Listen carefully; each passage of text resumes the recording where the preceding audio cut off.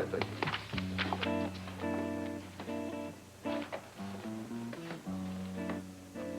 Susan's? Oh, yeah, I was just trying to make some sense out of it, Steve. I think I'm getting somewhere, and the next second I'm right back to square one. May I? Of course, I would love for you to. Yeah, I see what you mean. I'm checking her every hour. The fracture looks all right, but we'll just have to wait on the paralysis. Steve, the heart is what really worries me most. Are you and Mark having any more problems? Nothing is being vocalized. Good. I'll check with you later. If you have some free time later today, would you take a look at it? Yes, I certainly will sometime today. In the meantime, you and Mark keep working together. You're both much too good to let a matter of procedure come between you. Yes, sir. I'll talk with you again after I've seen her. Thank you. Is there any news yet? Heather, when there is, we'll let you know. I just keep waiting around, hoping to hear something good. I wish I could say that it was going to be soon, but the way she's responding to medication, maybe a long time. Is it all right if I stick around for a while? Yeah, whatever you like. I have to go buy a Christmas tree. Excuse me. Amy, would you pick this up for me? Sure, one more. Excuse me, Heather, I hope I'm not in your way. Boy, this has been such a bad day. I haven't even had a chance to get a cup of coffee.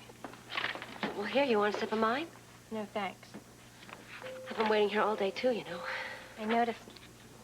Never knew how exhausting waiting could be. Gosh, Heather, if you're so exhausted, why don't you just go home?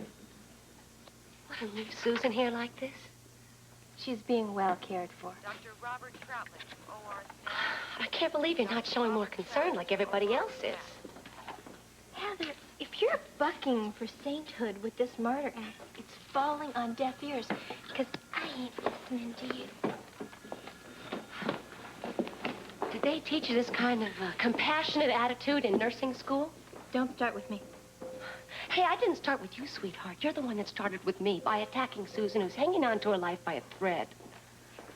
You don't care about Susan at all. This whole thing is a big act with you. Heather, and I hate to break it to you, but no one is buying it. Okay, Amy. I understand how some people might feel that way. After all, Susan and I have had our problems in the past. But since I started living with Susan and taking care of Jason, I've grown to love them both very much. I was just checking to see who you were doing that for, because it couldn't have been for me. Because I believe you about much. What do I have to do to convince you? What do I have to do to convince you? I don't care. It's not my business. And what about Scotty? I've tried to get Susan to stop seeing Scotty any number of times. I bet you did. You know, it's all his fault she got in this accident. He keeps plying her with liquor, taking her up, bringing her down. He runs her life like some kind of flag on a flagpole.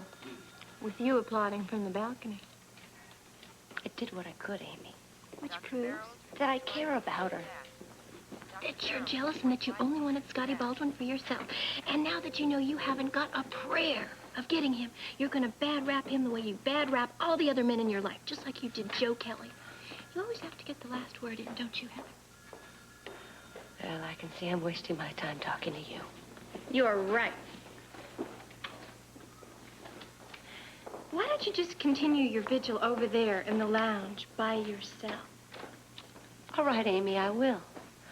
Only when Susan recovers, and she will recover, you're going to be surprised, because the first person she's going to ask for is me, and maybe that'll teach you a lesson or two in loyalty. Please. I have to get back. Someone said a doctor wanted to talk to me. I've been on hold for 5 minutes.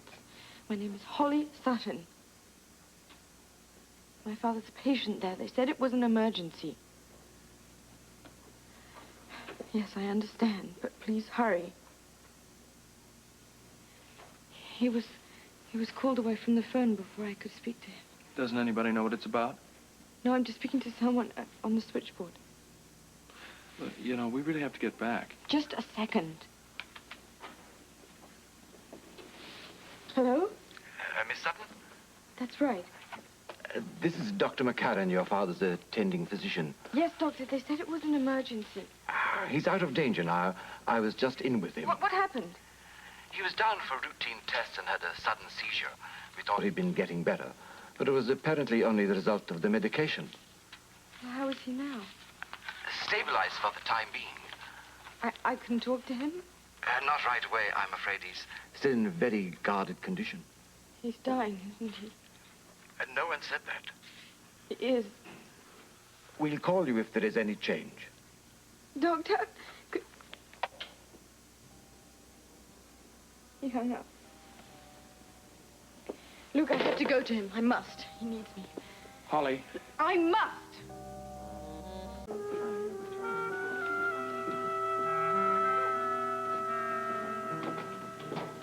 All rise. Be seated. Your Honor, may the defense approach the bench? About what? We just sat down. Nobody said anything yet. There's been a new development which I think requires your immediate attention, Your Honor. We've already had enough delays for one day, Mr. Kelly. Your Honor, can I say something? Maybe I can help explain. All right, Mr. Spencer. But please be brief. It has to do with the phone call that we just got. Yes, go on. Well, it was from the hospital where Charles Sutton, Miss Sutton's father, is being cared for. In Vancouver, I believe. That's right. Now, the doctor that she talked to can confirm the fact that he's very ill. The news of this has hit Miss Sutton pretty hard, because she's very close to her father. Charles Sutton was instrumental in our getting the money back. As a matter of fact, I don't think we could have ever done it without his cooperation. I have read the police reports, Mr. Spencer. Why don't you just get on with it and state your case? Okay, well, the point is that I think that Miss Sutton should be allowed to go and be with her father right now. And I know that you're probably not going to let her do it. It's very irregular. Perhaps you could just review the situation and make an exception here. I promise that she'll come back. That's your guarantee? Your only guarantee? Your promise? My word is good enough for most people. I figured it'd be okay with you. Your Honor, this is preposterous. I mean, they obviously have a plan to run off. Now, the court can't simply dismiss the accused for a short vacation. Holly Sutton is under indictment. Oh, well, just stand still. Let me take half of Would it. you I can just take half it of is it. not heavy. Would It you is just true. watch the end so I don't hit anything with it? You're going to knock some. That's what I'm telling you. If you just watch. This is a very tall tree, you know. Yes, I know it's a very tall tree. I was very happy with the little one. No, you had that's to have silly. the big the guy, little one, right? Mike wouldn't even have had to stand on his tiptoes to put the star on top. for goodness Lesley, I sake. think that little one needed us. It really did. Got a good home. It's crooked. Yeah? They all stand at a 45-degree angle. Look at it. I am not dumb. I can see it's crooked. It's at a slight angle. I'll try to fix it, madam. Maybe you should take a little off the bottom when you put it in the stand. Rick, it's going I'll to fall catch over. it. I want to take my coat off. Now, I have to tell you, this is going to be a beautiful tree when we get all the decorations on it. Yeah, probably.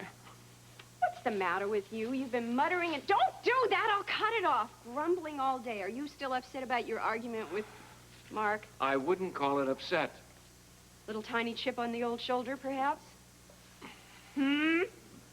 Lesley, you wouldn't understand. Oh, no, of course not. I'm just a doctor. I certainly couldn't understand any of the workings of the world of you lofty surgeons. Hey, come here. Maybe you're right. Maybe it's time that, we got down to the business of taking care of Susan. She is what's paramount here. That's right. Second only to the answer to the burning question of what are we going to do about that tree? The leaning tower of Port Charles. Hey, what's with that small tree? Why don't you guys get a big tree? You want to cut a hole in the ceiling? You see where that touches now? For crying out, a small tot kill you. Why don't you try and straighten it? I'm going to get the stand. It'll be better when you have the stand. Give me a hand here. Maybe just for now we can kind of adjust that. I just thought I'd tell you I'm going skiing over the holiday weekends with Tommy, okay? No, I think you can forget that idea. No, he says it's going to be parties and girls and more parties and more girls and more parties and more girls. No, forget it. What? Why? Christmas happens to be family. That means you're going to be here with the rest of us. I'm sorry. Now, I look a little straighter to you? No. It is an unusual request, Your Honor, I grant you, but it's not an unreasonable one, especially if suitable restrictions are placed on Miss Sutton by the court. What sort of restrictions? An escort, perhaps. You mean guards? Someone to keep an eye on her for the court, yes. Cost would be prohibitive. I'll do it myself. It won't cost you a dime. Sit down, Mr. Spencer. Your Honor, if Miss Sutton agreed to pay the cost for the guard, would you agree to it then? Who pays for the guards and that is not the issue here. Now, the woman was very nearly denied bail. We can't have her running off to a foreign country under any circumstances. How many times do I have to say it? There are extenuating circumstances. The man may be dying. The health of Charles Sutton is immaterial to these proceedings. I disagree. Counselor, unless he is willing to come here and become a witness, he will have no bearing on the outcome of the trial. What trial? I thought this was a hearing to determine whether or not we were going to have a trial. The point is well taken, Mr. Kelly. Now, as to the question of Miss Sutton wishing to visit her father, the request is denied.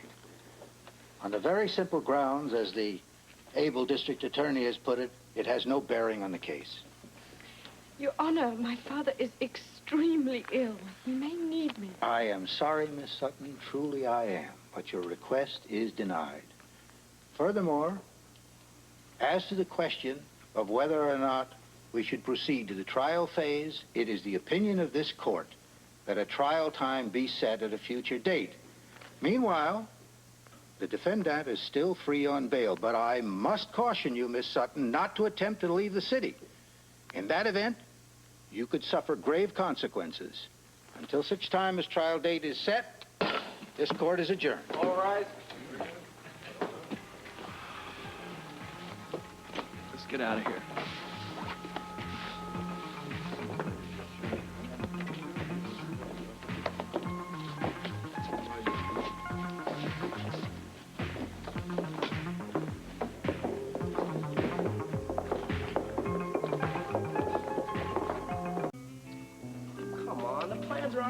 Tommy's counting on me. I'm sure you'll understand when you cancel. And I'm sure he's probably got half a dozen friends of his that'll take your place very easily. Well, who cares? I'm the one that wants to go. I don't care about his friends.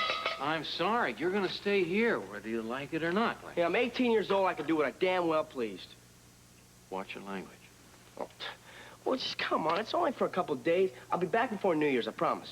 Absolutely not. You're staying here for the holidays, and if you want to fight about it, come on, let's fight. Oh, you and what army? Wait. I have... Hey. Wait a second. I have something I want to say here. Okay. I happen to feel that Blackie is right. He has a right to go if he wants to. Thank you. But I think that we should just have a little sort of helpful conversation with him about certain things that he should know about skiing. Well, like running into those ski bunnies? No. Things like, oh, gosh, I don't know, for starters, like, let's say, the cost of lift tickets. Nothing. That's about $20 a day now. Anyway, yeah. And this is the holidays. You think you're going to get there and be able to rent stuff? Hey, you're going to have to buy before you go. That means you have to buy skis. That's about $300 at least. Yeah. $300. Oh, yeah. Right. And you have to have boots. Another $200. How much? Two? Right. And then you have to have poles, and you have to have goggles, and you have to get a parka. You don't have a parka. And pants. Thermal underwear. gloves. You got his gas. Wait a minute. Maybe we should just start adding this up. Okay. Wait. Maybe we shouldn't add it up. You mean you get our drift? Yeah, you got to be loaded to go on a ski trip. Well, that would sure help, yes. Yeah, well, all right. I'll stay home for the holidays. That's it? No more arguments? That's it. I surrender. Gee, I thought we were going to have to fight, too. No. I'm sorry. I folded too soon, I guess. No. Don't apologize. It's just fine. Yeah, well, I don't know. I guess it's just all this Christmas junk. I don't know. That must be it. It must be all this Christmas junk. Yeah. Junk, yes. Well, I don't think... Would you come over here and help me straighten this tree, please? That I tree think can't be take it straight. off the stand, take saw a little bit off the bottom. I will take care of the tree. It has to go on the other stand anyway. It's getting cold. Looks like snow.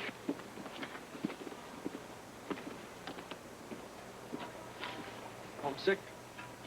Yeah, when I see things like this. It's a rotten time of year. Christmas? No, it's the best time of year.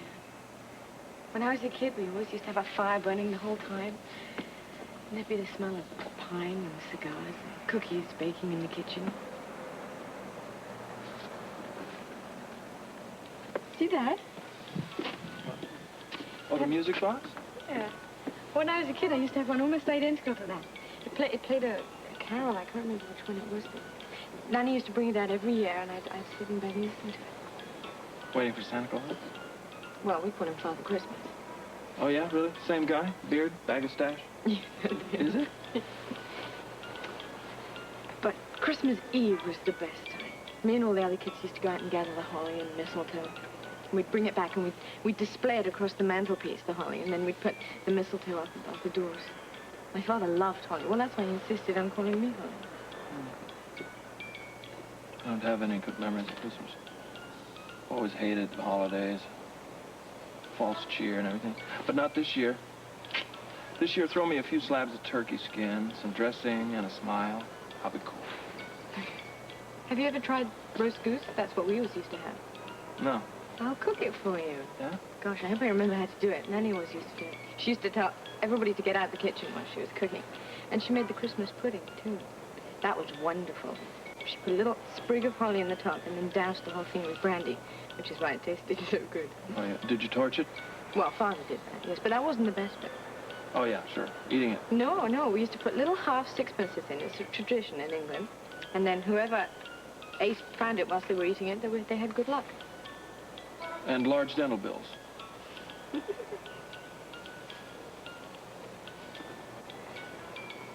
I miss it. We all have to grow up sometime. Pity, isn't it?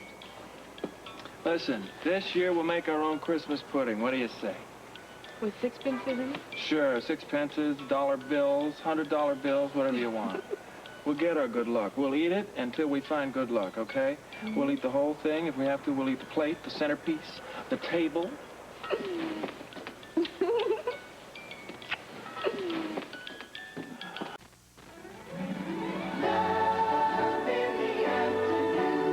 On One Life to Live.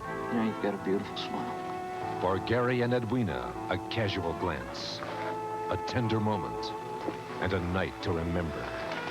And on the edge of night, I think someone ought to set you straight about the truth about your husband. a vengeful woman, a tormented wife, and what begins as a scandal could turn to murder. One Life to Live, The Edge of Night, weekdays